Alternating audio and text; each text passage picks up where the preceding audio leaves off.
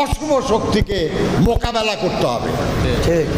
কখনো যাতে তারা আর এই অপরাধ করার জন্য, এই বাংলাদেশের মানুষকে লুট করার জন্য, বাংলাদেশের মানুষের অধিকার হরণ করার জন্য, বাংলাদেশের মানুষকে খুন করার জন্য, গুম করার জন্য, মিথ্যা মামলা দিয়ে হয়রানি করার জন্য আর একবার সুযোগ না পায়।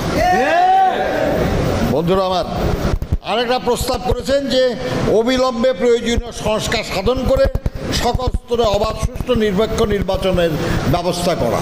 নানাভাবে সমস্যা সৃষ্টির চেষ্টা চলছে।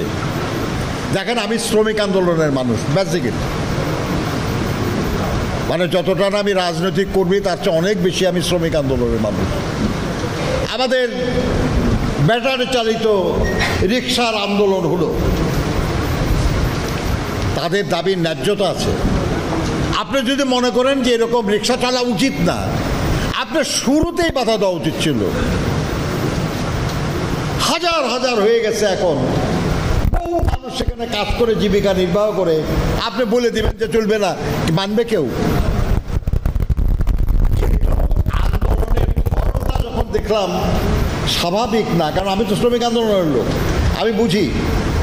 যখন দেখি যে স্বাভাবিক না, তখনই সন্দেহ, এবং দেখা গেল পরে যে নেতৃত্ব দিচ্ছে যারা, তাদের মধ্যে সব ছাত্রলীগের নেতা।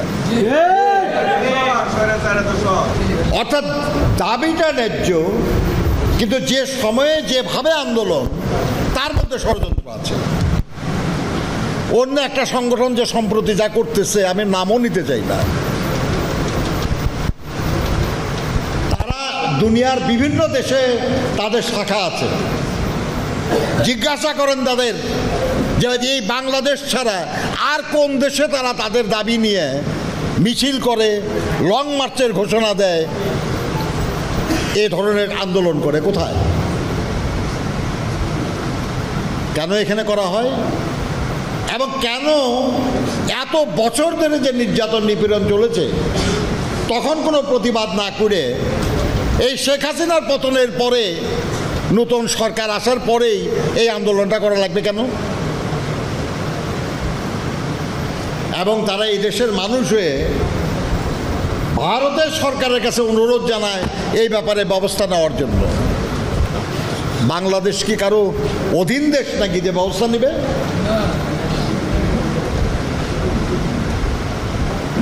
আর তারাও বিবৃতি দেয়। এই যে জুলাই আগস্ট মাসে এত হাজার মানুষকে মেরে ফেলা হলো, এই যে জুলাই আগস্ট মাসে এত শিশু পর্যন্ত নিহত করা হলো, কই এই নিয়ে তো কোনো বিবৃতি দেখলাম না। এই যে আমাদের অ্যাডভোকেটকে মেরে ফেলা হলো, কই এই নিয়ে তো কোনো বিবৃতি নাই। তাহলে একজনকে গ্রেপ্তার করলে বিবৃতি দেবেন, আর এক খুন করলে বিবৃতি দেবেন না? একজন না, হাজার হাজার খুন হবে, তার বিরুদ্ধেও কোনো বিবৃতি না। এটা পক্ষপাতমূলক। এটা কোনো ব্যক্তি করলেও খারাপ, কোনো রাষ্ট্র করলেও খারাপ, গ্রহণযোগ্য না। আর এই বাংলাদেশের মানুষ সব অনেক আন্দোলন করেছে। পৃথিবীর আর কোনো দেশের মানুষ এত আন্দোলন করে নাই, এত জীবন দেয় নাই। কাজেই আমাদের চোখ রাঙানো উচিত না।